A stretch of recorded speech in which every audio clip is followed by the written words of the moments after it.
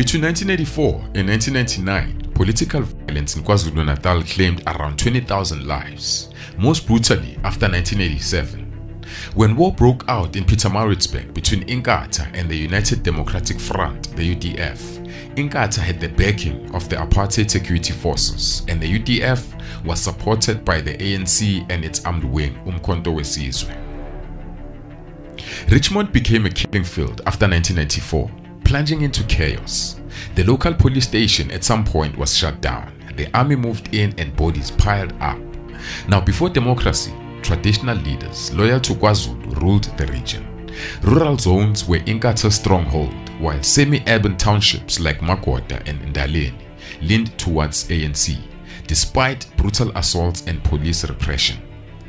Inkatha had the early edge. They had more men and more guns, but the tide turned as the ANC gained ground, bolstered by the MK and Self-Defense Unit, the SDUs. Now these SDUs emerged to shield ANC communities from Inkatha attacks. One of the first and fiercest was in the KwaZulu-Natal Midlands, led by the self-confessed warlord Sifiso Nkabinde, commanding around 120 SDU members.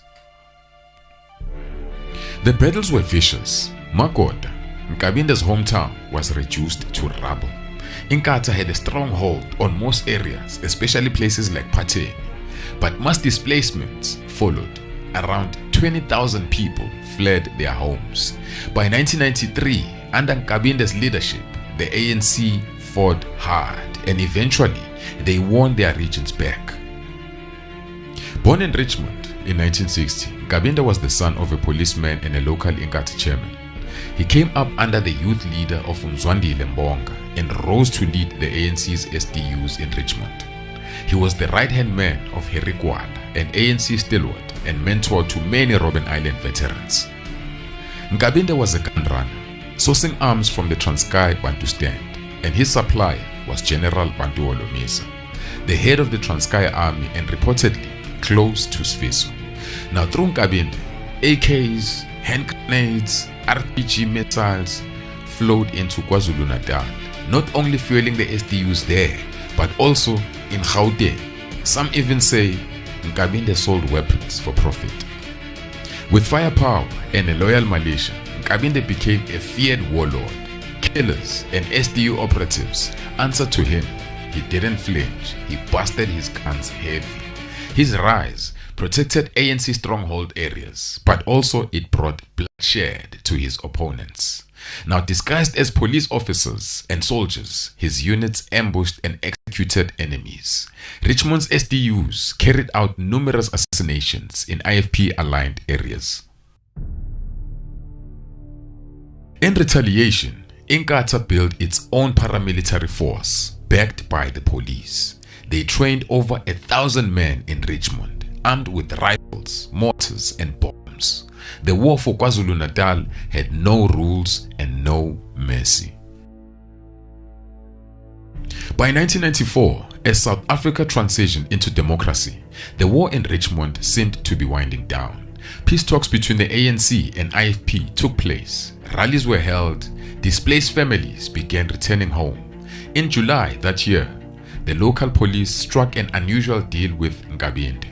The SDU members would openly assist in policing ANC-controlled areas, previously no-go zones for authorities. With ANC power solidifying, Nkabinde was elected mayor of Richmond in 1995. For a brief moment, from 95 to 97, Richmond held its breath. Violence subsided, but the guns never disappeared. As the man who was responsible for arming the SDUs, Nkabinde never stopped distributing weapons, even after the ANC suspended armed struggles in 1990. The ANC's leadership failed to discipline or remove him, creating a climate of impunity in which he thrived. By 1993, cracks within the ANC began to show. Senior members were increasingly alarmed by Nkabinde's activities. Attempts to block his arms dealings backfired, splintering the ANC in Richmond. Still, Nkabinde kept stockpiling. He reportedly had 165 AKs and at least 250 hammers in total. he was a walking arsenal, commanding the loyalty of hardened SDU's operatives, especially in Makota. Although SDUs were meant to disband after 1994 elections, Richmond's remained active. Some members were absorbed into government and joined official security forces or worked as private bodyguards, but others kept operating underground. The SDUs, once a shield for the community, morphed into a criminal machine. Hit squads resurfaced, and it's been said that Nkabinde also controlled taxi routes and he was pushing weapons, and eventually he was turning violence into a business. As his power grew, so did the ANC's discomfort. Nkabinde's radicalism, once useful, became a liability. He disobeyed orders, clashed with senior leaders, and refused to be controlled. The ANC had created a monster, and now they couldn't stop it. In April of 1997, the party finally made a move. Nkabinde was expelled, accused of being a police informant since 1988, operating under the alias Derek Nene, recruited by the apartheid-era Pietermaritzburg security branch. But by then, the damage was done. Richmond's warlord had become a force of his own, answering to no one. The ANC claimed it had proof that Nkabinde was a long-time police informant, but the evidence was murky. Some in the security branch denied ever working with Nkabinde. Now, the alleged documents were never made public. Now, in those days, branding someone a snitch was enough to ruin them. Proof didn't matter. So the ANC slapped that snitch jacket on Nkabinde, and just like that, he was done. I've worked with enough Mpimpis in my life, so I know that they exist and that you can't get a situation where there is no infiltration. Yingakho sithi uNkabinde uyindoda eneqiniso futhi nanamanje thina njengabantu abamlandelayo siyomlandela noma ngabe kuthiwani ngoba silandela umuntu oneqiniso. What they forgot was this: Nkabinde was still the warlord who crushed the IFP. He still had the guns, and he still had the killers with him. And in Makota, he was a hero, feared, respected, and loved. He was expelled not long after Bantu Holomisa was also forced out of the ANC. Now, the two men had been close during the war years, bonded by weapons deals and battlefield loyalty. Now, when Holomisa launched the United Democratic Movement, the UDM, with Rolf Meyer, Nkabinde joined them and became UDM Secretary General in KZN. According to Nkabinde, his expulsion was pure politics, a move by ambitious ANC rivals threatened by his influence. Now, the ANC underestimated what he would do next. Now, after stepping down as mayor, Nkabinde told Richmond's ANC councillors to resign in protest of his unfair dismissal. Terrified, nearly all of them did, except for two. They would later learn the hard way that Nkabinde wasn't bluffing. From 1997 to 1999, Richmond descended into even more terror. Nkabinde launched a brutal campaign to retain power, this time turning his guns on the ANC. Over 120 people were taken out in orchestrated assassinations. Fear ruled. By-elections were repeatedly postponed. No one wanted to run for office. In just 4.5 years, Richmond saw the highest councillor turnover in the country. 31 councillors cycled through 13 seats. Most fled out of fear. In July of 1998, the violence peaked. 8 people, including ANC Deputy Mayor Percy Thompson, one of the 2 people who refused to resign, they were gunned down in a tavern in central Richmond. 6 others were wounded. It was a direct message that Nkabinde was not done. Law enforcement was powerless and implicit. It took 5 months after his expulsion for Nkabinde to be arrested. In the meantime, police corruption, bias, and incompetence deepened the chaos. Dockets vanished, informants were exposed, intelligence was leaked. Some police even tipped off political leaders about raids. Now, Richmond's police force became part of the problem. That's why at some point, they had to close the police station as well. The town fractured along deadly political party lines. Now some areas belonged to the ANC, but Makota remained loyal to Nkabinde and other areas leaned towards Inkatha. Now Richmond had become a political minefield and Nkabinde was at the center of it all. Eventually the state caught up with Nkabinde. He was arrested and charged with 16 counts of murder and 2 of incitement to murder. Just 3 days later, one of his henchmen, Bob Ndlovu, was also arrested. Many believed Richmond would finally know peace, but it didn't. Hopes of uncovering Nkabinde's secret stash of hammers faded fast, because the hammers remained hidden even after his arrest. The state built what looked like a solid case. At one point, 25 witnesses were placed under protection. Several SDU members, including Mbongeleni Mdolo, they flipped, ready to testify against their former commander. Now Mdolo was said to be involved in the hit of the deputy mayor Percy Thompson at the tavern. By August 1997, authorities believed they had enough to make it stick. Nkabinde spent over 7 months in prison, but on April 30th, 1998, he walked free, acquitted, and the killing didn't stop. If anything, it escalated. Nkabinde resumed his rampage with vengeance, targeting ANC members with ruthless precision. In KZN, his name became synonymous with bloodshed.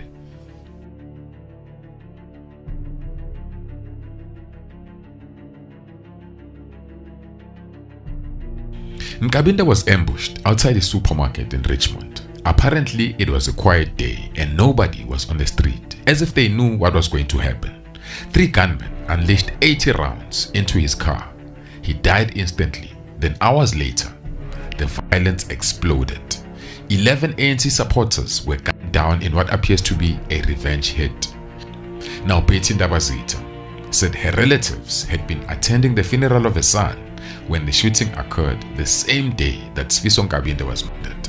Now Ndabazitha was an assistant to the chairperson of the ANC Richmond branch, Siphiwe Ndinga, who was implicated by the state witnesses in the trial against the killers of Sifiso Nkabinde.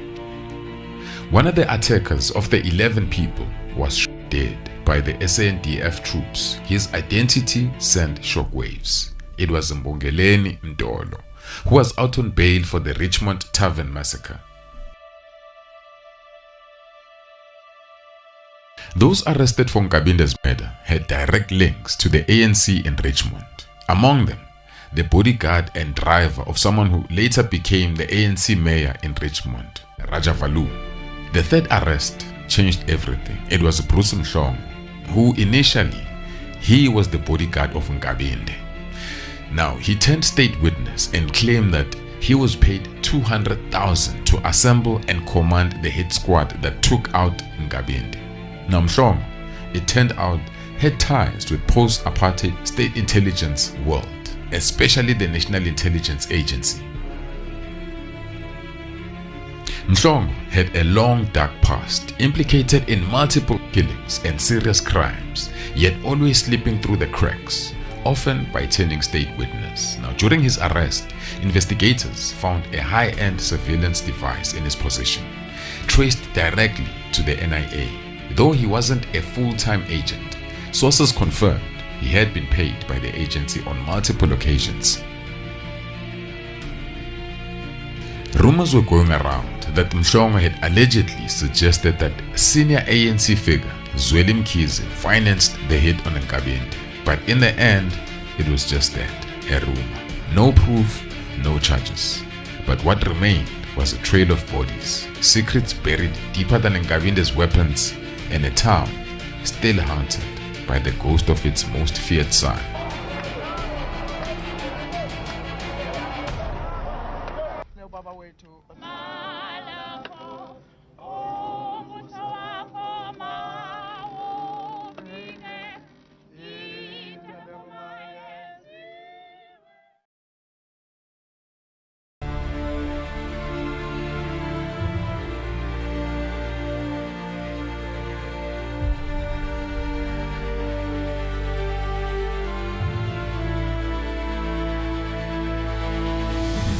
This video tells the chilling story of the 3 Million Gang from Kroonstad, a ruthless group that terrorized the community and waged war against ANC Youth League members. It all began with the betrayal. Daniel George, once a trusted friend and comrade, turned against Duwiti Ramasimong in the most unforgivable way. After Duwiti had given refuge to Daniel and other ANC Youth League members, hiding them from the police, Daniel repaid him with treachery. He had an affair with Duwiti's wife. That act of betrayal set off a chain reaction of bloodshed that would engulf Kroonstad with the 3 Million Gang at the center of the violence. Now in this video, we delve into the rise and fall of the 3 Million Gang, a deadly hit squad that targeted comrades and left a trail of terror in its wake. An adultery and a man with a sharp sense of revenge sparked off political passions that had a Free State community in an iron grip of violence. Maokeng Township in Kroonstad is as small as its passions are large. George Ramasimong, better known as Duwiti, went into battle with the ANC Youth League after learning that his wife Alice was having an affair with one of its leading members, a man in hiding from the police whom Duwiti had sheltered at his house. It was a personal conflict that, by all accounts, was soon exploited by the South African police. In die oggend het Duwiti weer opgedag en vir my gesê, ek sê het is baie seer, die komries wat die vir hulle alles gemaak het in sy huis, nou vat hulle sy vrou, daar is onreg. In the late 1980s and early 1990s, just after the unbanning of political parties, South African townships became battlegrounds for ruthless gangsterism. Vigilante gangs led by merciless ghetto warlords emerged in large numbers, spreading terror across their communities. While these gangs were known for their brutality, they had a particular vendetta against community activists, allied with the African National Congress and the United Democratic Front. In Kroonstad, one such gang reigned supreme, the infamous 3 Million Gang. Initially, they were just a tight-knit group of friends, recognized for their sharp fashion sense and skills on the dance floor. But as power struggles erupted, they clashed with rival groups, battling for dominance. At first, these confrontations were minor, mere scuffles over territory and reputation. But as the township descended into chaos, so did they. During this time, the ANC's youth in the area were waging their own war, one of resistance against the apartheid regime. They took to the streets in a fiery defiance, targeting municipal councillors whom they saw as apartheid collaborators. Their methods were relentless. They used intimidation, arson, and protest. Some councillors saw their homes reduced to ashes. The youth also fiercely opposed Bantu education and fought against rising municipal rent costs, further fueling the unrest that gripped the townships in those turbulent years. At first, members of the 3 Million Gang were part of the ANC Youth League. They stood shoulder to shoulder with activists, resisting the apartheid regime. But everything changed when betrayal struck at the heart of their brotherhood. When some Youth League members were on the run from the police, Duwiti, a member of the 3 Million Gang and a trusted ANC comrade, offered them refuge in his home, promising to shelter them until the heat died down. But as they hid under his roof, one of them, a man named Daniel George, made a fatal mistake. He had an affair with Duwiti's wife. The truth didn't stay buried for long, and when Duwiti found out, rage consumed him. That betrayal was the spark that ignited a bloodbath in Maokeng in Kroonstad. Duwiti refused to take the humiliation laying down. He turned the 3 Million Gang into a ruthless militant force, driven by vengeance. Sensing an opportunity, the apartheid police took the gang under their wing, offering protection and power. Backed by corrupt councillors, magistrates, and law enforcement or the security forces, the gang operated with impunity. Duwiti had one goal: to exterminate as many ANC Youth League members as possible, and the police were more than willing to help. Duwiti, it is said, was the top man in the 3 Millions, a gang that was seen to be working with the police. In 1990, after the unbanning of the political parties,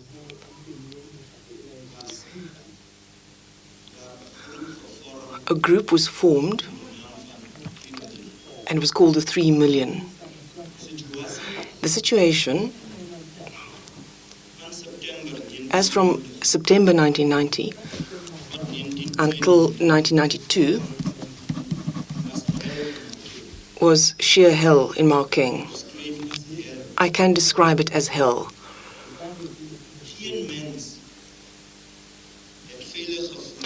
Nobody felt safe, even just to walk to his toilet at night. It is alleged that Dewiti was responsible for over 20 killings. To cover their tracks, the gang was advised to align themselves with the Inkatha Freedom Party, the IFP, a move that would frame their massacres as politically motivated rather than outright criminal, potentially granting them amnesty for their crimes. The 3 Million Gang became a highly organized death squad, operating with military precision. At the top of the chain were the police officers, then the local councillors and IFP officials, who devised attack strategies. Now these plans were then relayed to gang comrades, who controlled 10 lieutenants, each leading a unit of ruthless henchmen. Orders trickled down with cold efficiency, and when the time came, the platoons or the crews moved with deadly intent. Their missions were not random acts of violence. They were calculated strikes designed to eliminate political enemies and spread terror across the township. The 3 Million Gang wasn't just a ruthless death squad. It was also a tool of intelligence gathering and psychological warfare. They spread propaganda throughout the township, sowing confusion and fear among residents. Well informed about the movements of political activists in Maokeng and Kroonstad, the gang easily identified their targets, making assassinations swift and precise. Allegations were going around that the gang's financial and strategic backing came from a network of councillors, white businessmen, and police officers. Now these benefactors ensured that the gang had everything it needed, from transportation, money, and most importantly, weapons. Now councillors reportedly went even further, supplying the gang with addresses and details of activists marked for elimination. It was said that the gang members received a weekly stipend of 500 to 1,000 from the police, and keeping in mind that at the time you could buy a brand new car for like 3,000 to 4,000 rands. Now that payment was blood money for their reign of terror, and the police did more than just bankroll the gang. They stood by and watched them as the 3 Million Gang operatives stabbed and hacked victims to death. One chilling example was the murder of a worker from Premier Milling on the 31st of December in 1990. The killing happened in full view of the police, yet no arrests were made. Enraged workers from Premier Milling decided to take justice into their own hands. They mobilized, marching towards the gang stronghold, determined to retaliate. But as soon as they arrived, they walked straight into a trap. The police were already waiting. Instead of stopping the gang, they turned on the workers, firing tear gas and dispersing the crowd before a single blow could be struck.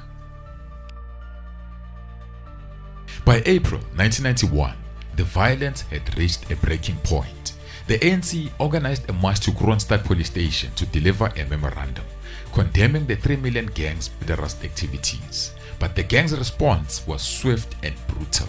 Less than 24 hours later, they unleashed terror at the Kroonstad taxi rank, targeting commuters in broad daylight.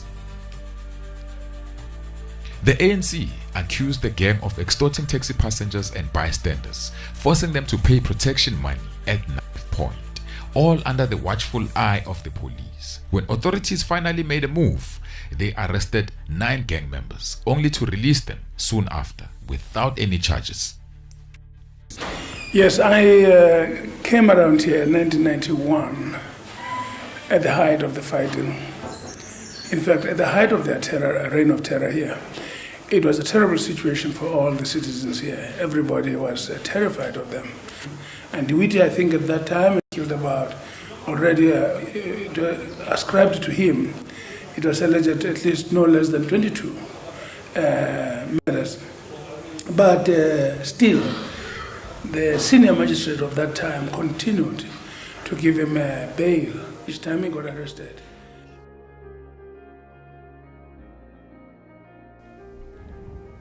The Truth and Reconciliation Commission, the TRC, uncovered chilling revelations. Individual councillors were not just bystanders in the township bloodshed. They were architects of it. Feeling threatened by militant youth resistance, some councillors took matters into their own hands, establishing vigilante groups to crush the uprising. Allegations from ANC-aligned structures suggested that, in several cases, councillors went beyond mere sponsorships. They personally supplied weapons, orchestrated attacks, and even took part in brutal assaults against township residents and activists believed to be aligned with the United Democratic Front or the ANC.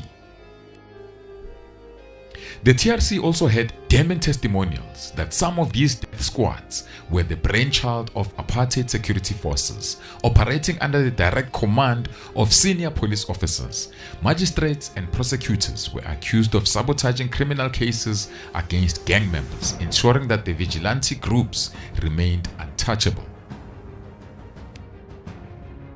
The 3 Million Gang was not confined to Maokeng in Kroonstad alone. It extended its reach to Brantford, where it worked in tandem with other vigilante groups, reinforcing their deadly operations. The leaders of these gangs held clandestine meetings with the security branch at the Brantford police station, where they received tactical directives, weapons, and cash, even packs like tobacco and alcohol, straight from the cops. As the violence escalated across Maokeng and other South African townships, it became evident that the government was waging a covert war against ANC-aligned activists and civilians. Vigilante gangs, backed by the state, unleashed terror with impunity. Faced with relentless attacks, the ANC decided to fight fire with fire. In response, the ANC formed the Self-Defense Units, the SDUs, militant groups tasked with protecting ANC members and the broader community. But these were not just defensive forces, they were as violent as the gangs were. The SDUs met violence with violence, and soon vicious clashes erupted between them and the gangsters who had been propped up by the apartheid regime. The battle for the townships had become a war without rules, where survival depended on who struck first and who struck the hardest. By late 1991 and early 1992, the 3 Million Gang had made too many enemies in Kroonstad.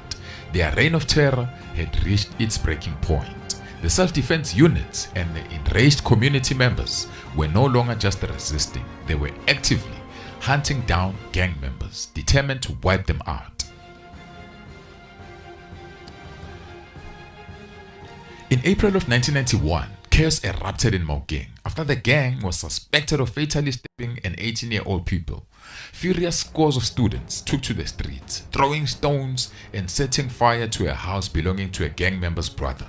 The message was clear: the township had had enough. The killings escalated. One night at a local tavern, a confrontation turned deadly. Mulele, a 3 Million Gang member, stormed in with an accomplice and began provoking SDU members, demanding to know where other ANC members were. Then, without a warning, he threw a crate of empty beer bottles at Munyake, who was an ANC member, and his friend. Munyake, already on edge, he snapped. Overcame with rage, he pulled out a knife and lunged. He stabbed him several times, and he also chased him around the tavern as he was running around, and he stabbed him until he collapsed. And when he collapsed, he kept on stabbing him. He was so emotional he even lost count of how many times the knife went into his body. The war on the 3 Million Gang had officially begun.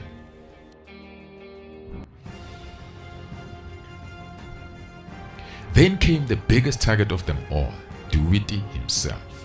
One fateful day, the SDU members spotted him at Kroonstad taxi rank. The hunter was about to become the hunted. Roland Petras pulled a balaclava over his face and closed in. Just as he neared, someone shouted Duwiti's name. He turned instinctively, just in time to see the gun aimed at him.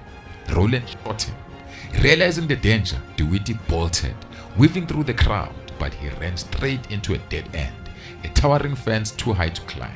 Trapped, he had no choice. He turned and charged at Petras in a desperate attempt to fight his way out, but Petras was faster. He struck first, knocking DeWitty to the ground. Before he could recover, Petras raised his hammer and pulled the trigger. A single shot ended DeWitty's reign of terror. The February 1992 execution-style killing of its most notorious inhabitant, DeWitty, ended a 2-year-long reign of terror and fear in Maokeng. He was shot repeatedly by a balaclava-clad man at the local taxi rank. By die taxi rank het ek na DeWitty toe gegaan. Terwijl ik op pad naar hem toe gaan, had iemand hem geroepen van achteraf, achter mij. Hij heeft omgedraaid en hij heeft straight aan mij gekeken. Dat was het wat ik eerste skot op hem geschiet. Hij heeft weggehardlopen, achterom naar de achterkant van die taxis van die combis om. Hij heeft vast in een hoge heinings gehardlopen. Hij kon niet oorgespringen om weg te gaan. Dat veroorzaakt dat hij moet weer terug hardlopen naar mij toe. Hij heeft naar mij toe gehardlopen in mijn directie en ik had naar hem toe gehardlopen. Ik had hem neergeslaan in de grond. De tijd wat hij neergevallen, toen ik hem daar zo gaan schieten in de koppen. I'm going to illustrate what joy there was in the community of Maokeng the day when DeWitty was shot. It was worse than when Nelson Mandela was freed.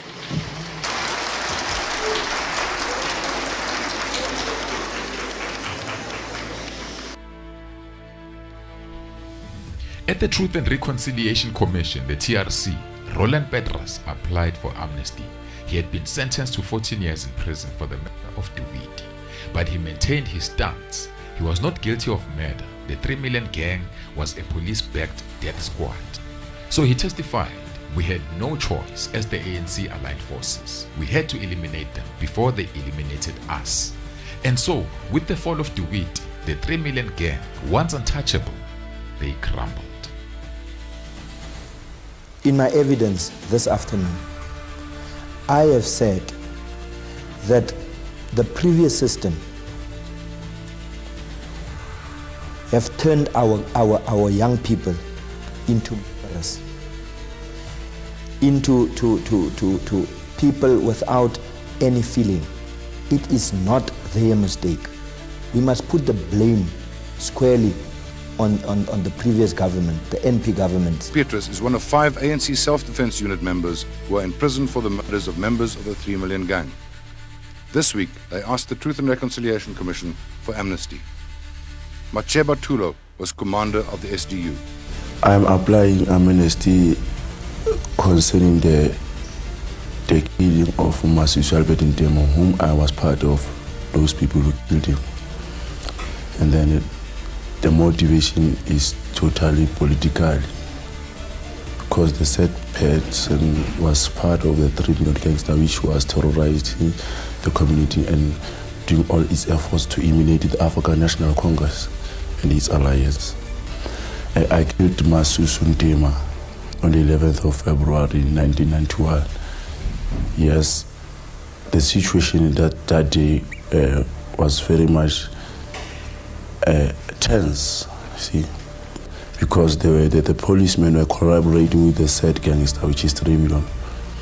It was a situation whereby it's a battlefield actually, see. And then Sifiso confronted me with a knife, a self-made knife. Then he tried to stab me, and then I just moved on the side, and then because he was drunk, he passed, and then he wasn't facing me, I was facing his back, and then I shot him twice, and then he turned to me, then the other members of the self-defense unit who accompanied me and shot him. It was a hail of bullets. Then then I made it a point that I went to him and then put the firearm into his mouth and then shot him for the last time. Then he kicked. Then he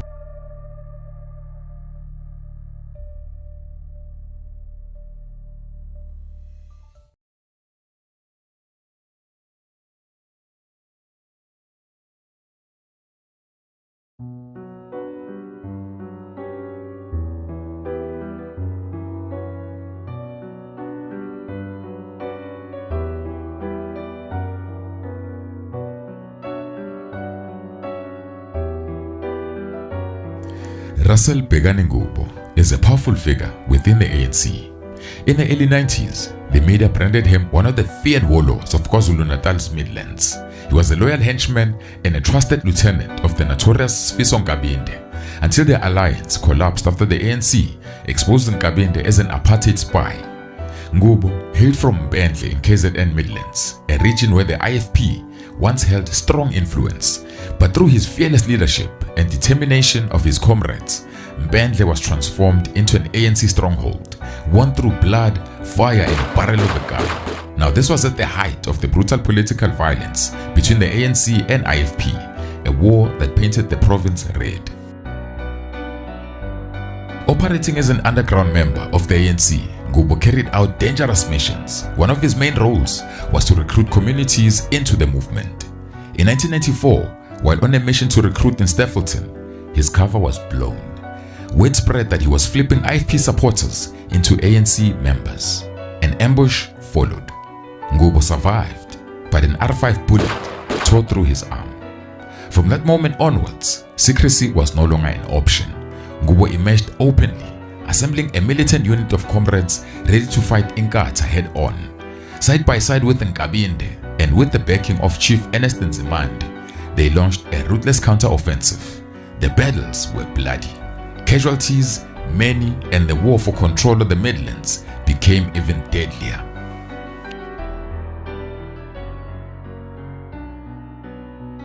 One of Ngubo's earliest known victims was Nash Ngubane, a powerful IFP leader in the Midlands. One night, police vans pulled up outside Ngubane's house. Officers stormed in, searched the place, and dragged him away, essentially kidnapping him. But these weren't real police. These were Ngubo's men in disguise. It's alleged that Ngubo either he ordered the hit or he did it himself, a killing that he would later be convicted for. The IFP struck back hard. They attacked Ngubo's household in a wave of violence. His wife was shot and left badly injured but survived. One of his young sons was gunned down and killed, while another one was left crippled for life. Now the following day, Ngubo's brother, accompanied by police, they went to arrest the IFP members who it's believed were behind the attack. But instead of justice, they walked into a slaughter. Ngubo's brother was butchered, and the 4 policemen were also killed in that ambush. That massacre pushed Ngubo over the edge. From then on, he made it his mission to hunt down as many IFP members as he could. Bodies began to fall, but convictions never stuck. Witnesses vanished and others turned up dead. Now rumors were going around that Ngubo was behind the assassination of Mgudleni Madlala, who was laid down in front of a tribal court when 3 men jumped out of a red car with AKs blazing. 2 bystanders were hit but survived. Word on the street pointed straight to Ngubo.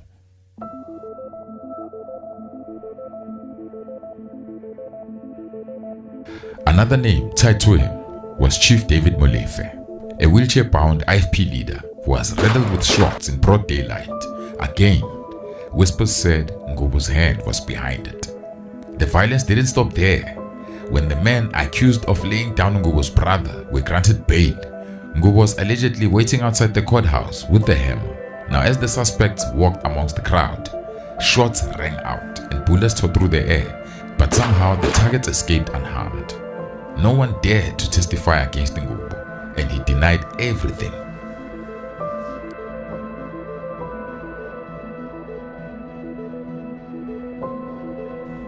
As if eliminating IFP leaders in the Midlands wasn't enough, Ngubo and his henchmen were accused of carrying out a brutal massacre in Stoffelton. They stormed a house where people believed to be IFP supporters were holding a cultural celebration. Without a warning, shooters opened fire, spraying shots indiscriminately, taking out most of those who were attending. But soon it was discovered that they had attacked a wrong house. Now the very next day, Ngubo's men returned to Stoffelton, this time targeting the correct house and finishing the job properly. Now with no witnesses left to testify, Ngubo once again walked free and untouchable.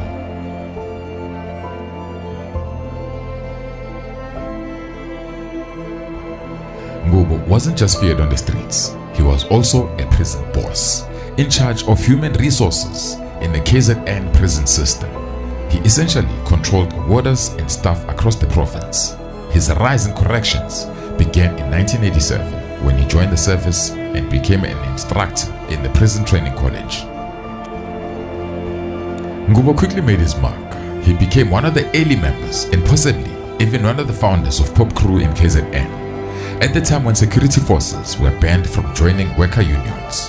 When prison employees in KZN went on strike, Ngubo was among the first to down tools. He rallied more than 100 others to join him, sparking mass industrial protests across the province. Though they were all fired, the strike only grew stronger.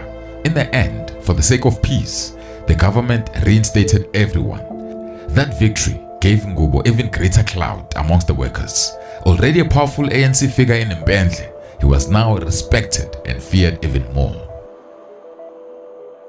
After returning to work, Ngubo's focus shifted to the prison management.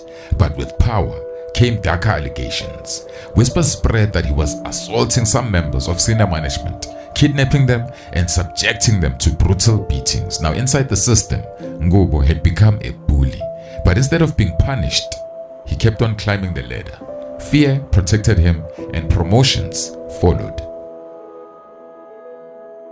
Soon, he was running the prisons across KZN, first as head of Newcastle Prison, then a new prison in KZN, before rising to one of the top positions in the corrections. But with that power came even more sinister claims. Ngubo was accused of using state resources, vehicles, weapons and even prison warders to hunt down his political enemies. In effect, he was said to have built his own private hit squad from within the correctional services itself.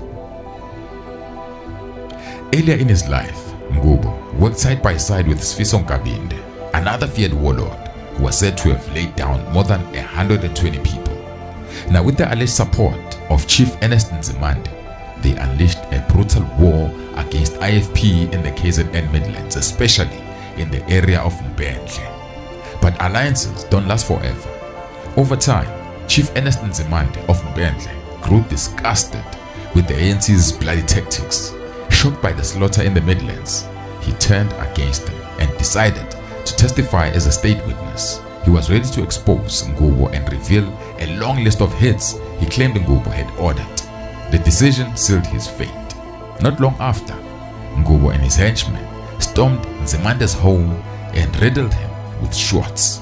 Bleeding badly, Nzimande tried to flee. He staggered outside, spotting a VW combi, thinking it might bring him help. But the vehicle was a trap. Inside, there were Ngubo's assassins. They jumped out and finished him off on the spot. The shooters sped away in a VW Caravelle combi, but fate turned against them. As they hit a curve on a gravel road, the vehicle overturned. The suspects crawled out and set the van ablaze, and they vanished. But the fire couldn't erase everything. Police later traced the chassis and the engine numbers, uncovering that the vehicle had been hired by the very correctional service that Ngubo controlled. On the streets, everyone already whispered that Ngubo took out Chief Nzimande. Nobody dared to testify, but over time, police managed to link him to the assassination. Ngubo's reign of fear wasn't limited to the battlefield. He was also accused of terrorizing his own boss when a senior woman was promoted to a position he wanted. Ngubo allegedly intimidated her and assaulted her, but fear silenced any witnesses. No one dared to report him, and eventually that woman abandoned the job, too terrified to stay.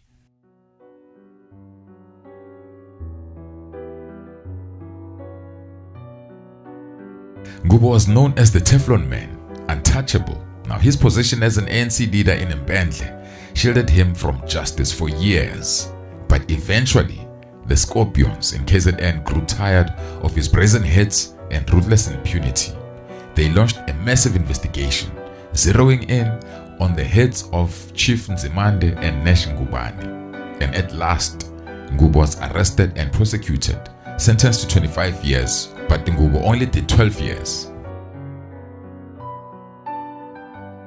From prison boss to prisoner, Ngubo's power didn't fade behind bars. Even locked up, he ran the prison. Warders feared him, smuggling him whatever food he wanted. It was said that he lived more like a king than a convict. But his brutality continued.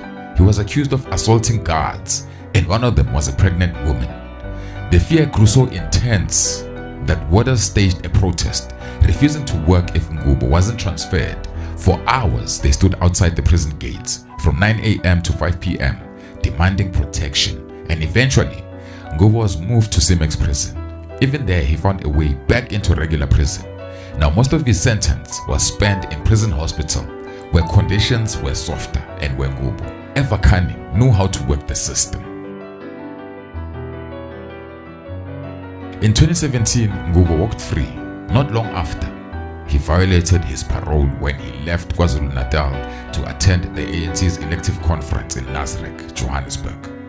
Reports even claimed he was part of the VIP security detail at the event, yet nothing stuck. Once again, the Teflon man slipped away. Now, in 2025, Ngubo remains a powerful ANC figure in Nkabinde. Whispers say he could even become the next mayor. He was an ANC mayor before. Now, in his hometown, many still rally behind him, though others live in quiet fear of his violent past. Ngubo's story is a paradox. He fought for his party, his family, and his community, sacrificing loved ones, including his child, brother, and close comrades.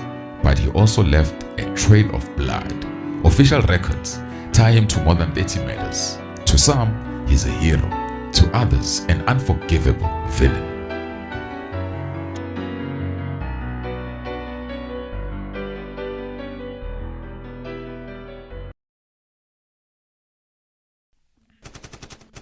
Violent criminal gangs are nothing new in South Africa, but lately, the townships have seen a surge in organized crime groups terrorizing communities, engaging in extortions, robberies, dope dealing, and cold-blooded hits.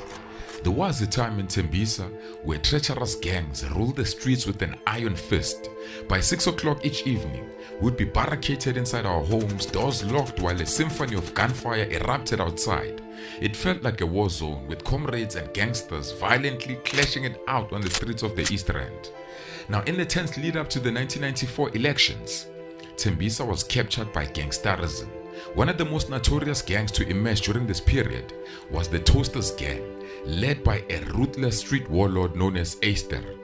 Their base, located in Umtambega section, was a no-go zone for anyone not aligned with their cause. The gang formed around 1990, and between then and mid-1992, the Toasters gang was alleged to have killed around 15 people in Umtambega. They were notorious for jackrolling schoolgirls, robbing anything with the pulse. The residents of Tembisa were so terrified that people stopped going to share beans when the gang's terror tactics had become legendary. Now, the Toasters gang was later linked to the Inkatha Freedom Party, the IFP, based in Vosmozi Hostel. Whenever the community sought retribution, the gang would flee back to the safety of the hostel, and at the time, political tensions were very high, with the predominantly ANC-supporting community of Tembisa clashing with the Inkatha-affiliated hostel dwellers. On the 1st of August in 1993, there was a massacre in Tembisa. Around 200 Zulus of Inkatha, killing at least 30 people at random, and many people were injured. They were armed with AK-47s, shotguns, pistols, spears, pangas, nopkiris, anything that would hurt you. And they unleashed a wave of terror, burning houses with petrol bombs, setting cars alight. You see, residents quickly formed armed defense units to retaliate.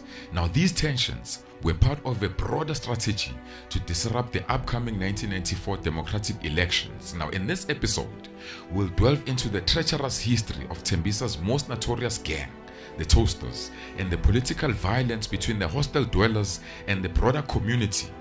Now, this is a story of a conflict that claimed the lives of many men in those turbulent times.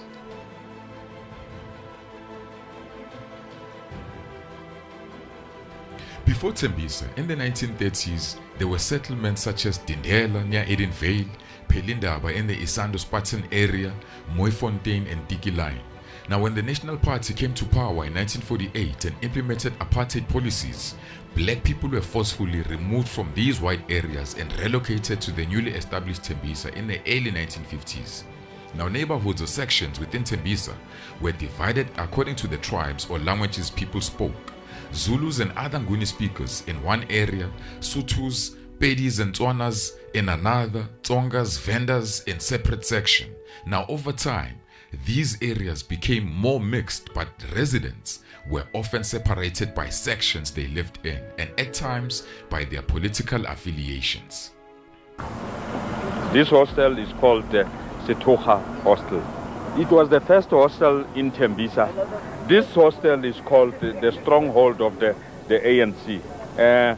Most of the people who used to be IFP supporters were driven out of this hostel and they went to Hostel Hostel. In the late 1980s and especially in the early 90s, gang violence was prevalent, with gangs often fighting based on the sections they were from. Gunfights would break out in broad daylight between neighboring areas, but the violence intensified after 6 p.m. when the Apollo lights came on and the heavy weaponry was brought out. Politics was always at the center of this violence. When many comrades returned from exile, they faced challenges as they often lacked opportunities afforded to those in leadership positions. Frustration grew as these individuals tried to reintegrate into society, often returning to their old political structures. Now, within the ANC branches in townships, divisions and infightings were common, leading to the emergence of a phenomenon known as comrade tsotsis or komtsotsi. Now, these individuals, using their military skills they acquired in the MK or exile, tend to crime, engaging in activities such as robbing cash in transit vehicles, banks, businesses, and running ruthless criminal syndicates.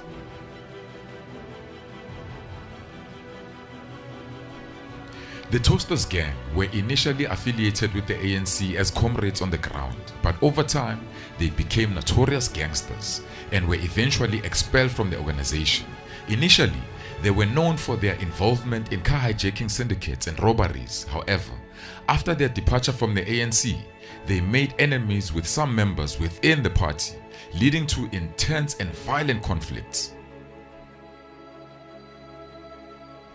To demonstrate their ruthlessness, the Toasters retaliated not only against their direct enemies, but also against anyone connected to them, including mothers, kids, grannies. No one was safe. Now, at the height of their reign of terror, neighborhoods like Mtambega, Ntshonalanga, Ndayeni, Mfianeng became no-go zones for outsiders. Now, the war was real and these areas were considered extremely dangerous. Now, between 90 and mid-92, the Toasters were responsible for around 15 murders. The Toasters would frequent places like Zniko, Shibines, Stockfells, causing havoc wherever they went. They would hold people hostage, rob them of their belongings, and force women to wash their coochies in large bowls filled with hard liquor. The men were then forced to drink the liquor from these bowls or face being butchered like pigs. They earned their name the Toasters because they would toast their victims, a reference to the horrifying acts they committed.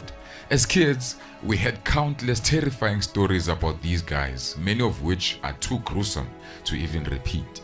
Now, one thing was certain: they had the entire neighborhood shook, living in fear. Now, the police were no help, as police before 94, they really intervened in township gang violence. Sometimes they would even use these gangsters for their own purposes. Now, the police were only concerned with politically affiliated activists.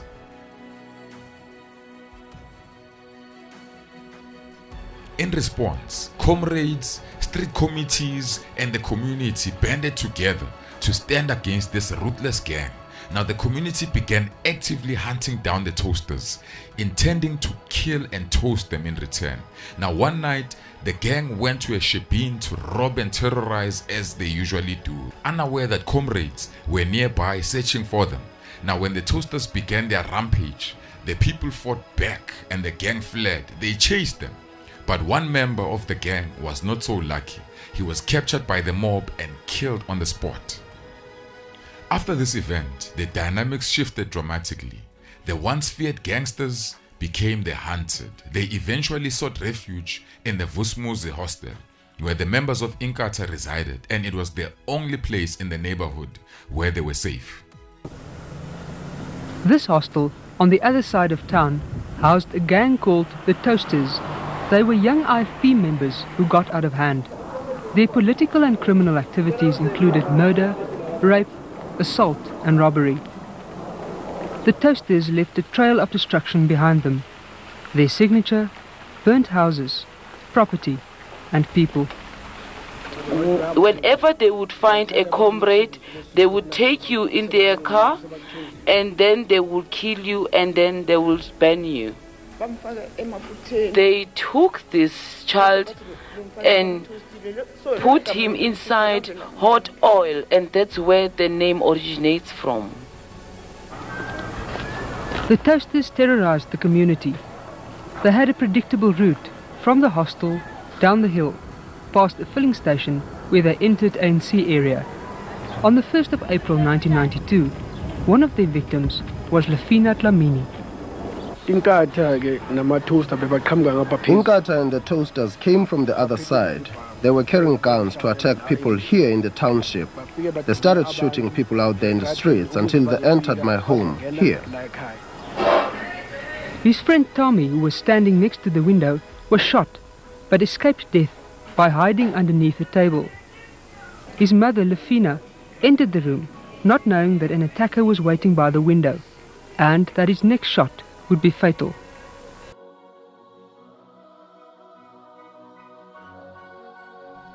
Conflicts erupted in the townships in the early 90s, reflecting the deep divisions that had emerged across the country. These conflicts included violent clashes between hostel residents and township communities. Now, criminal gangs played a central role in the violence, quickly becoming embroiled in the broader struggle for power during the height of political competition. Now, these gangs exploited the divisions between Inkatha and the local community to their advantage. In the early 90s, Inkatha Freedom Party launched an aggressive recruitment campaign in township hostels. Now, before this, relationships between hostel dwellers and township residents had been relatively okay. However, this changed after Feb 1990, when some Zulu residents of the townships began joining the newly unbanned IFP party. Plus, they were joined by other members who came from KZN to come work in the Gauteng province. IFP members were viewed as enemies or rivals by ANC supporters, leading to intense political conflict. Now, many IFP supporters were eventually driven out of the community, seeking refuge in hostels where they found safety in numbers. Now, in Tembisa, for example, Inkatha members were violently expelled from the community and forced into Vusmuzi Hostel. Similarly, in other hostels like Situha in the hood, which was predominantly ANC.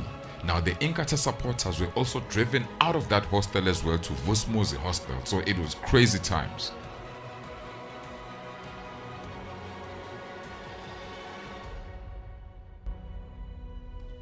So now, in addition to the ongoing battles between gangsters in the community, another brutal conflict raged between Inkatha hostel dwellers and the township residents. Now, the area became a war zone.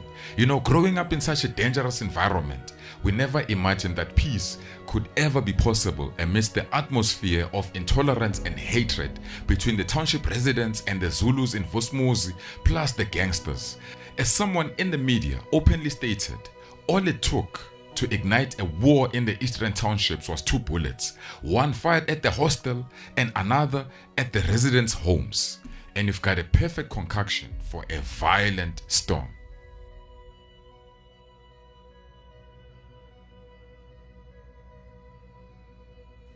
While using the hostel as their base and for protection, the Toasters continued their criminal activities, attacking their ops, including local ANC leaders and comrades. As long as they confined their activities to the township, the hostel residents tolerated the presence of the gang. Even though some hostel residents met with local leaders to resolve the problem, they explained that they could not evict members of the gang because they had protection from certain high-ranking leaders. Now, it was also known that the Toasters gang used to get their guns from the hostels.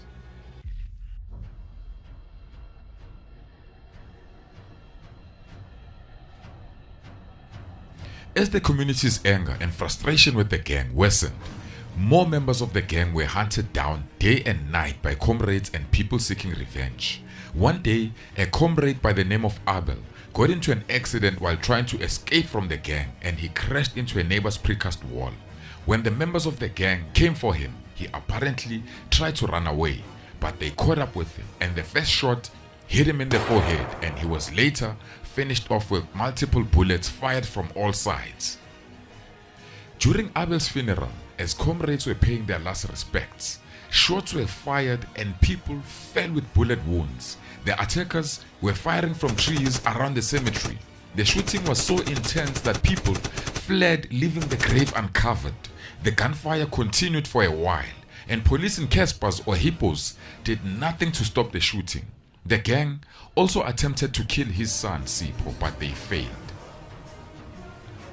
Thokozulu, the mother of a member of the Toasters gang, told the TRC Commission that on the 9th of May 1992, ANC comrades came to a home looking for her son Peter. Now Peter had allegedly killed one of the comrades' family members and relatives. Now when they did not find him, they only found Peter's grandmother. Now the grandmother was shot and killed. They chopped off her legs and they burned her right then. They petrol bombed the home, completely destroying it. Now the same comrades in 1993 caught up with Peter, they shot him and they necklaced him right then on the spot. On May the 1st, 1993, the gang leader Esther was shot dead by allegedly a hostel resident. It's unclear, but there's reports that police might have removed his body from the crime scene before the comrades arrived to prevent them from burning his corpse. Now mourners returning from his funeral were fired upon, and they retaliated by shooting back at the ANC members, and it became another gunfight. In what appeared to be an act of revenge, Esther's body was exhumed or dug out from Mfihlweni Cemetery and taken to Endayeni taxi rank about 5 kilometers away, where it was set alight. Now this incident sparked further violence, resulting in deaths of numerous people. Now Esther's death marked the end of the Toasters gang's dominance in Tembisa, as the gang quickly disintegrated without its leader. Now the killing of Esther was perceived by some as vigilante justice or retribution for the terror he had inflicted on the community. Now others saw it as part of a broader effort to purge criminal elements that had been exploited during the political violence of the time. The leader of the Toasters was called Eyster. He was killed, but after the funeral, the community decided to strike back. I just heard that his body has been exhumed and burned, and I was there. I went to go and watch, and I just told myself that at least they have revenged on our behalf. Then Eyster's brother took over as leader of the gang. He is now one of the members who are in prison and may apply for amnesty. Eyster's demise symbolized the violent cycle that engulfed many in the townships during South Africa's turbulent transition, where those who lived by the sword often met their end by it as well. Now tensions escalated further in the neighborhood, particularly in 1993, which was one of the most dangerous years to live in Tembisa or East Rand or even Gauteng in general. On the 1st of August 1993, around 200 Zulus of Inkatha rampaged through Tembisa, particularly in the areas of Vusmuzi, Welumlambo, Tafeni, Sivane, Spetweni, killing at least 30 people and scores were injured at random using AKs, spears, pangas, nopkiris, anything that would cause you bodily harm. You see, people were murdered as they slept in their homes, pleading for their lives before being brutally hacked to death. Houses were torched with petrol bombs, cars were set ablaze. Now the ANC called for an immediate independent investigation into the eyewitness reports, where the police denied the fact that the attackers had been transported away from the scene using police Caspers or hippos. During a spree of violence, residents who were not Zulu and not Inkatha members were driven out of the hostel. Victims of the terror came to tell the commission in Tembisa this week about a different type of forced removal. These people wanted to know, is it a male or a female that you're carrying, the child? But before they could see that it's a boy. They pulled this child by the foot and they hit the child against the wall and she cracked her skull. I found my brother. It was somewhere in the forest. There was nobody around. I looked at him and he was dead. I tried to turn him to see. I could see that all his bones were broken. When all the ANC and Xhosa residents had left the hostel, Vuzimuzi turned its attention to the larger Tembisa community. More and more people started looking for their loved ones in mortuaries. I found him at the mortuary. He was burnt. I recognized him by his foot, which was burnt, but it wasn't fully burnt.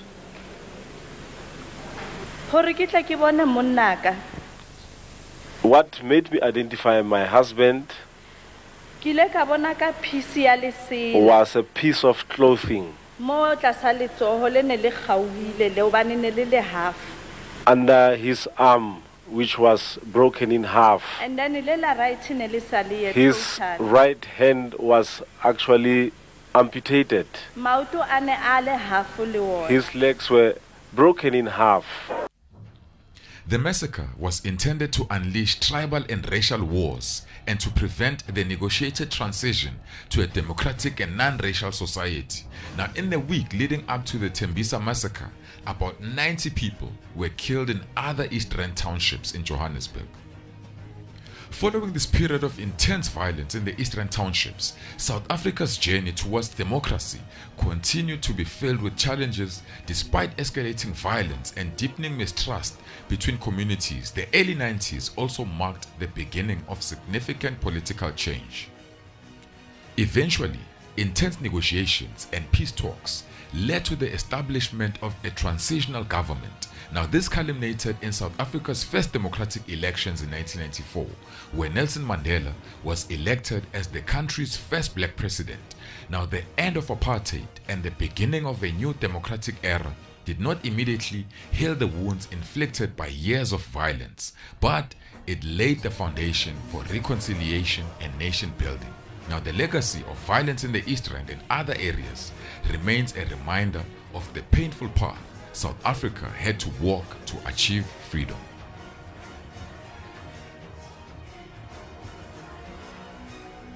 Tembisa is a different place now compared to what it once was.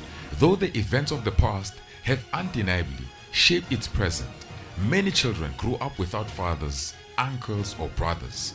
Mothers lost their sons and families were torn apart. Now, the trauma and memories of those times still linger in people's minds today. While Tembisa now faces new challenges and socio-economic issues, crime remains a big challenge and a big problem, as it does in many townships across South Africa. However, the most significant issue facing the young people of today is the drug epidemic, which is stifling their potential. But every generation has its own struggles that they must overcome sooner or later.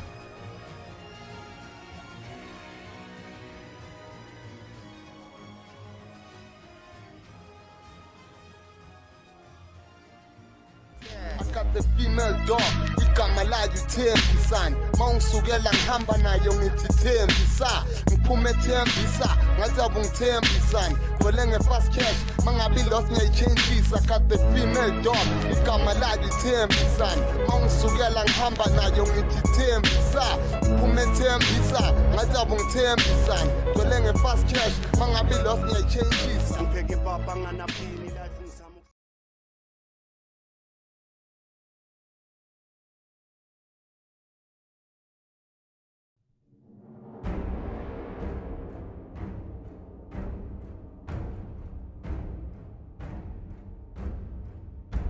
This video dives into the shadowy actions of Philip Powell, a man who played a pivotal role in shaping the violent political landscape of KwaZulu-Natal during the 90s. Operating behind the scenes, Powell was secretly arming and training IFP loyalists, preparing them for a covert war. Through his connections to Eugene de Kock of the infamous Flag Plus death squads, Powell received 6 government trucks loaded with 70 tons of deadly weapons. Now, the police's failure to recover the bulk of this arsenal ignited a wave of paranoia, revenge, and ruthless power struggles. As the weapons spread, KwaZulu descended into chaos, laying the groundwork for the rise of Nkabinde, the province's deadly hitman culture, where political assassinations became the new normal.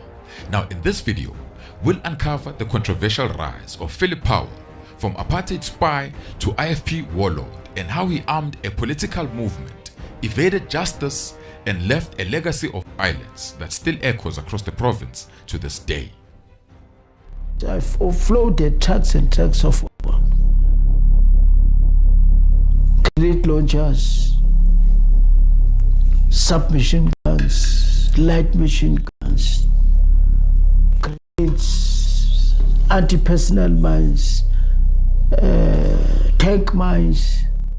At first there were 6 10-ton trucks, and then on the second occasion 2 10-ton trucks. These trucks belonged to the KwaZulu police. It was driven by armed KwaZulu policemen. I supplied it to Nkata.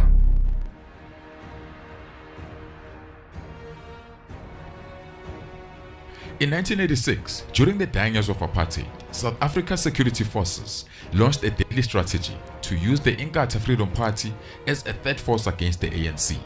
Now, Mangosuthu Buthelezi, head of the IFP, had been warned by the apartheid intelligence that the ANC was plotting to assassinate him. So, to protect himself and his supporters, he accepted military training and logistical support from the state. That's when the shadows began to move.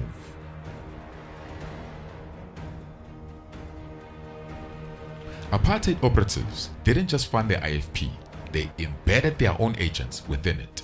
One of them was Philip Powell, a man whose name would become synonymous with covert operations and political bloodshed.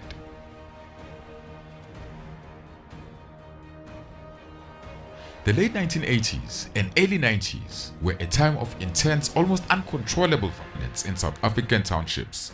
The media called it black-on-black violence, but that label conveniently obscured the heavy hand of white military and police operatives orchestrating chaos behind the scenes.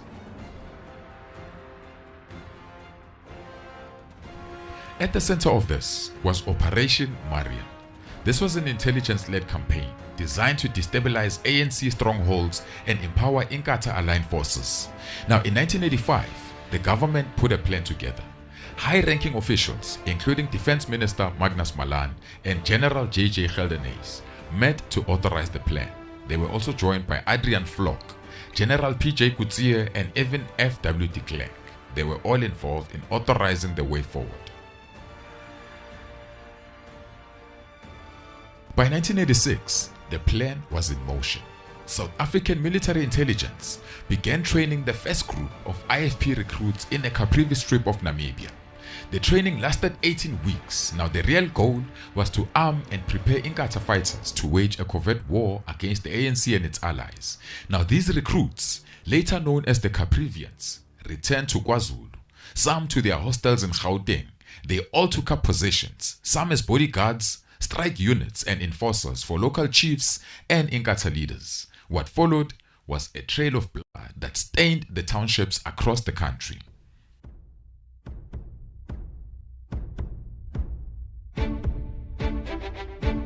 So the Caprivians were responsible for some of the darkest chapters of South Africa's political violence, from the many massacres in KZN around 1987, the killings in Gauteng, Mpumalanga, Claremont, and other areas. Now, this was a period where KZN really became militarized. Now, this was how loyalty was weaponized and how a culture of warlords and political assassinations really took root.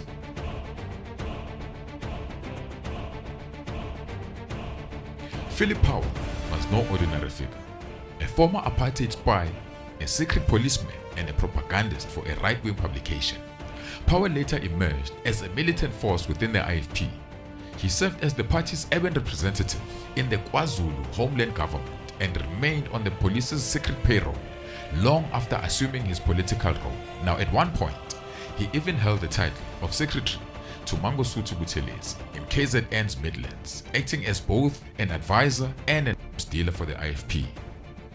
Powell oversaw the training and arming of IFP self-protection units, reporting directly to Buthelezi. He was always connected to the apartheid security forces. He operated a training camp near Mahlabathini at Mlaba, where nearly 8,000 IFP recruits were taught combat tactics. Warfare training allegedly included techniques for sabotaging vehicles and constructing homemade explosives. Now, Powell was also reportedly linked to far-right plans to destabilize South Africa's transition to democracy, working under the umbrella of Constant Viljoen's Freedom Front. Before 1994, KwaZulu largely remained under the control of traditional chiefs, each presiding over their own villages within the KwaZulu homeland. Now, Buthelezi and the IFP resisted the coming democracy, opposing ANC rule. What they wanted was a separate state governed by the chiefs, with Buthelezi as its prime minister. Now, under a democratic system, power would shift to elected mayors and councillors, diminishing the authority of chiefs and putting everyone at the mercy of the ruling party. So, to preserve their influence, many chiefs threw their support behind Inkatha. Now, the chiefs helped in recruiting young men from their villages who were willing to fight so they can join the IFP, most of them often hopeful for jobs, status, or opportunity. They were taken into training camps, preparing them for a possible armed struggle to secure an independent KwaZulu. Now, the party was prepared to derail the transition through violence and chaos. Behind the scenes, there were real fears of a civil war. Now, political leaders, including Nelson Mandela himself, worked tirelessly to persuade Buthelezi to participate in the elections. Now, at one point, they even offered him the position of vice president in Mandela's government if the ANC wins, but he still refused. We reject the 1993 Constitution. Yes. We will not fight the election under this Constitution. Yes. This flawed Constitution. This is a bullshit of a Constitution. It is far more noble to resist evil and die if necessary for what you believe than to live in chains. Eugene de Kock, commander of the apartheid regime's death squads, met with Powell for one of the biggest illegal arms deals between the IFP and the apartheid security forces. Now, in 1993, 70 tons of deadly weapons were quietly shipped into KwaZulu-Natal. They all came from the infamous Flak Plus, headquarters of the apartheid regime's police death squads. Now, de Kock personally handed over this massive consignment to Philip Powell. They used 6 10-ton government trucks to move these weapons. Now, Powell was going to arm the IFP like they've never been armed before. They were getting ready to wage a brutal war against the ANC.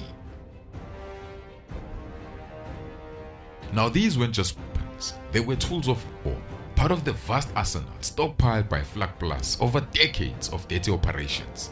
Now, some describe the stash as enough weapons to start a civil war. Now, the list of weapons was staggering, from thousands of grenades, rifle grenades, RPG rockets and launchers, anti-tank and anti-personnel landmines, thousands of AKs and rifles, and kilos of explosives. It was bad. At first there were 6 10-ton trucks, and then on the second occasion 2 10-ton trucks. These trucks belonged to the KwaZulu police. It was driven by armed KwaZulu policemen. I supplied it to Nkatha. I dealt directly with the Minister of Justice, which was Minister CJ Mtetwa.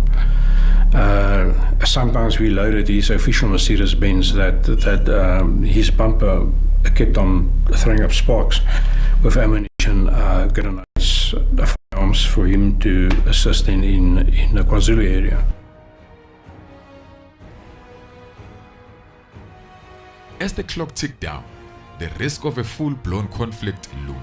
Now, just a week before the elections, Buthelezi finally agreed to take part in the elections. With that decision, Inkatha and its allies were forced to abandon their plans for an armed insurrection.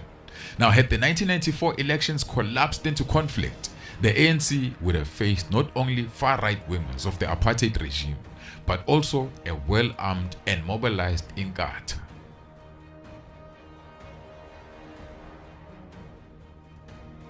While seeking amnesty for his apartheid-era crimes, Eugene de Kock made a stunning revelation to the Truth and Reconciliation Commission. He confessed that he had supplied a massive stash of weapons to Philip Powell in KwaZulu-Natal, and that's how the story was exposed.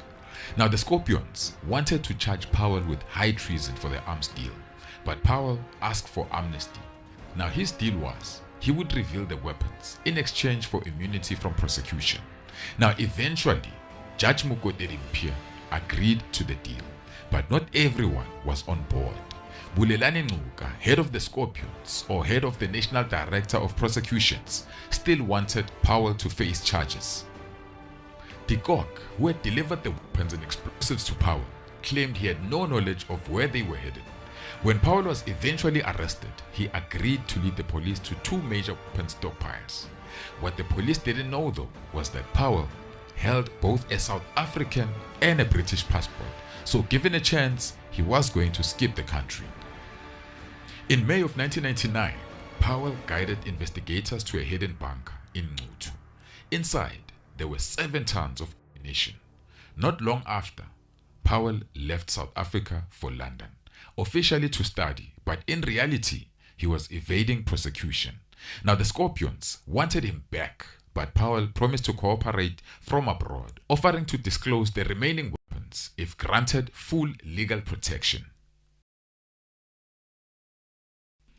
At first, Mangosuthu Buthelezi denied any knowledge of the weapons. According to him, Eugene de Kock had supplied arms to Philip Powell without the consent or knowledge of the IFP. But as more details surfaced, the story shifted. Buthelezi later claimed the weapons were a shipment originally intended for Jonas Savimbi, the leader of the Angolan rebel movement UNITA. Now, he said the plan collapsed in 1993 during the chaotic final days of apartheid. Though the weapons had been officially lodged out of the South African state's arsenal, the newly formed Transitional Executive Council intervened, halting the operation. Now, as a result, the weapons were left in limbo and never reaching their intended destinations.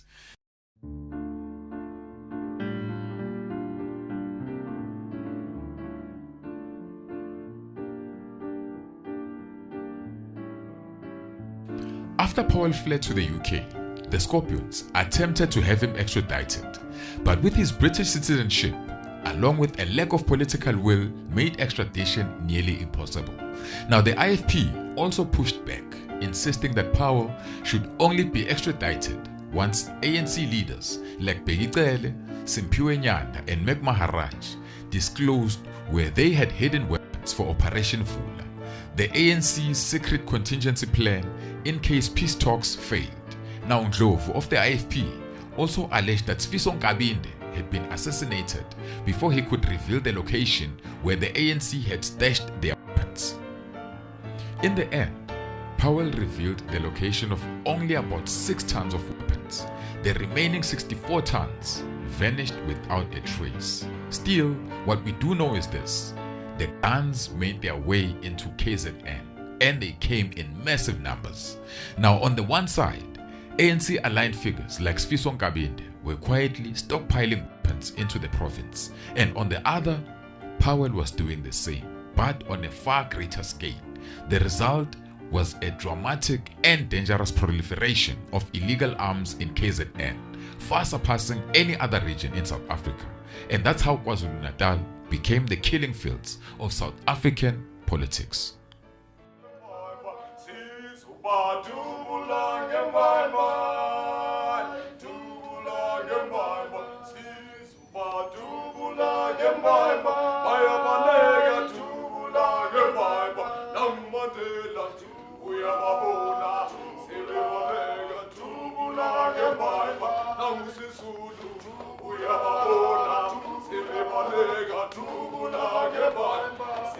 Tubula, tubula, tubula.